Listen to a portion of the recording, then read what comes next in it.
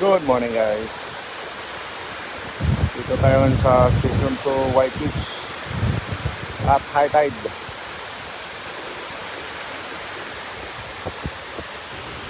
7:30 in the morning, September 12. Yan. Medyo mataas yung high tide. Yan, kaya hindi ako nagbablog sa umaga kasi hindi rin makapaglakad-lakad. Ayan, tumutubo ulit yung mga seagrass at naanod.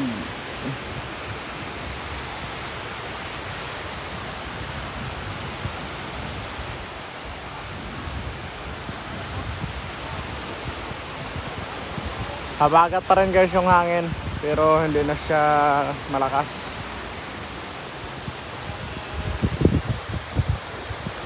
Yung iba kasi pagkaintindi nila ng habagat ay yung malakas lang. So yung habagat ay direksyon niya ng hangin. Ito yung southwest, yung nanggaling dito pag ganon. Ang amihan naman yung pag ganon, pabalik. Kaya pag habagat, kahit konti lang yung hangin, ramdam mo dito sa White Beach. Pero pag amihan naman, kahit medyo malakas, hindi masyadong ramdam dito dahil tago.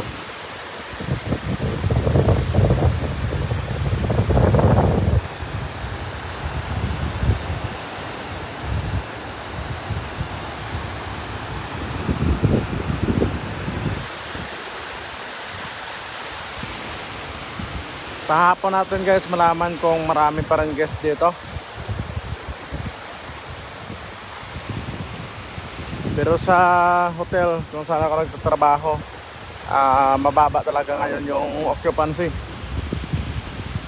Tama, nagtatanong pala kung marami pa rin guest ngayon na kahit may pasukan na.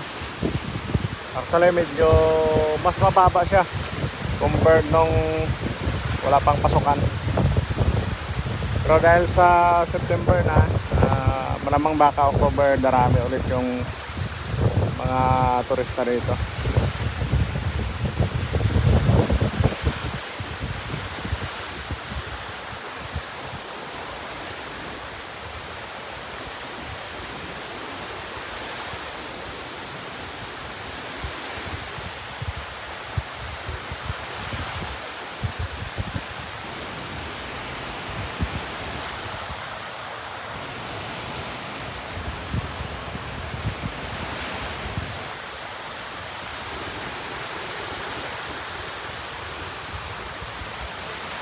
Malamig ang simoy guys ng hangin.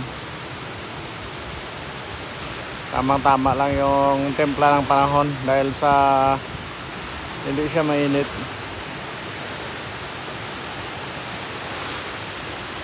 Iwas sunburn.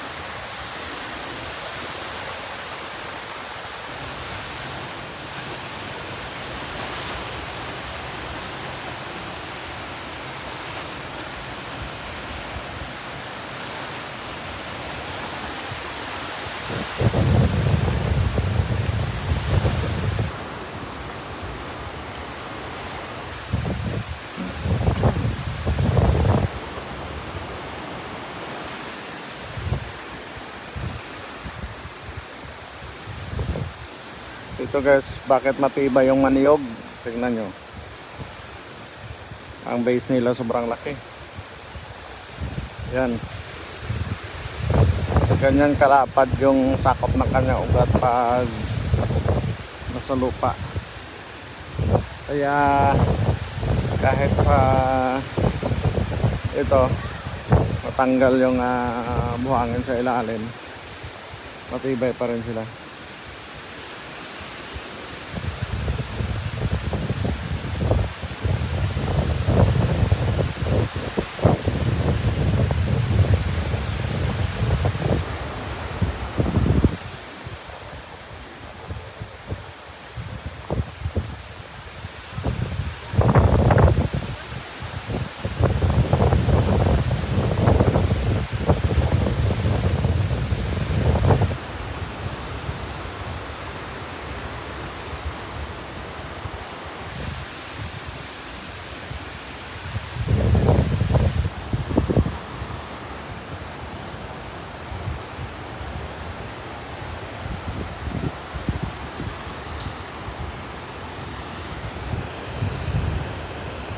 Yun lang muna guys. See you next time.